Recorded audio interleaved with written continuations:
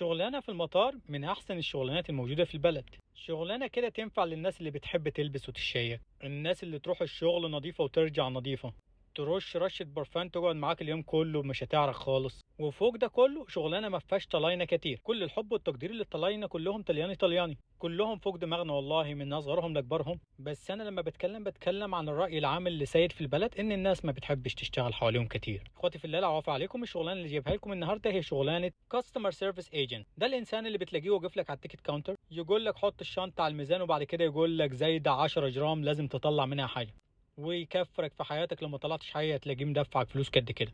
ولو انت جاي هو نفس الشخص اللي هيفتح لك باب الطياره ويقول لك اهلا وسهلا بيك في البلد يا فندم، وهو اللي هيقفل باب الطياره وراك انت وماشي. الشخص النظيف الشيك المهندم ده هو ده الشغلانه اللي جايبها لكم النهارده. هو اللي هتسمع صوته في المطار بيقول لك اعزائي المسافرين الطياره هتمشي، او انها مشت وراحت عليك استنى للطياره الجايه. وهو نفس الشخص اللي هتروح لما تنزل المطار وما تلاقيش الشنطه بتاعتك مستنياك وتروح تعيط له تقول له الشنطه بتاعتي راحت ويقعد يدور لك عليها. ولو استلمت الشنطه بتاعتك مكسره زي ما قلنا في الفيديو اللي قبل كده هتروح له تقول له انا عايز شنطه غير الشنطه اللي بايظه دي. وزي ما احنا عارفين المطار فيه فوق ال 15 شركه طيران، اصغر شركه من دول محتاجه لها بتاع 20 كاستمر سيرفيس ايجنت. تخيل انت العدد الاجمالي كام وعد الروس يا معلم.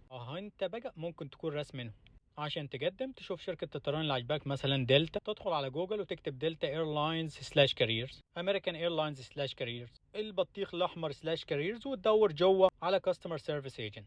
شغلانه لذيذه تنفع اكتر للناس اللي بتحب تمارس سلطتها على الناس وتتنطط عليهم. كلنا سافرنا وعارفين يعني انت بتبقى بتشال وتتخبط ونفسك تركب الطياره ولسبب ما ان الراجل يقول لك والله لازم تشيل الفلنه دي، الفلنه بتاعتك متجل الشنطه والشنطه تتجل الطياره والطيار مش هيعرف يطير فلازم ترمي الفلنه. لازم يا عم ده ماليش فيه. كلمتكم قبل كده على الرامب سيرفيس ايجنت، الناس اللي شغالين تحت. الناس اللي فوق دول بياخدوا نفس المميزات وسعر الساعه تقريبا نفسه، الفرق ان اللي فوق هيئته لذيذه ونظيف، ما بيشيلش وما بيحطش، هو يا دوبك الشنطه اللي بيهبتها على السير وخلاص.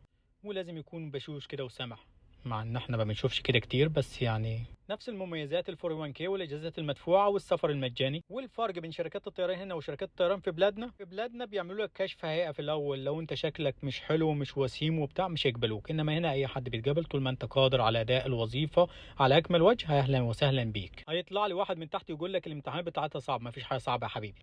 واحد تاني يقول لك الشيل والحط الشنط بيتعب ظهري، ما كانتش البنات دي كلها اشتغلتها ولا انت طري. واحد تاني يقول لك الدخل بتاعها مش قد كده، تشتغل انت اللي فيها دخل اعلى. ما تحسبوناش يا جدعان، المهم الشغلانه حلوه ولطيفه وظريفه وعجبكم قدموا عليها، مش عجبكم تابعوا الفيديوهات هنا، وان شاء الله هنتكلم على شغلانات تانية كتير فممكن حاجه منهم تعجبكم. والناس اللي وصلت لحد هنا الف الف شكر ليكم. ما تنسوش ان انتوا طالعين تعملوا لنا لايك وشير للفيديو. بس يا جدعان دي كانت شغلانه النهارده، تقعدوا بالعافيه، سلام.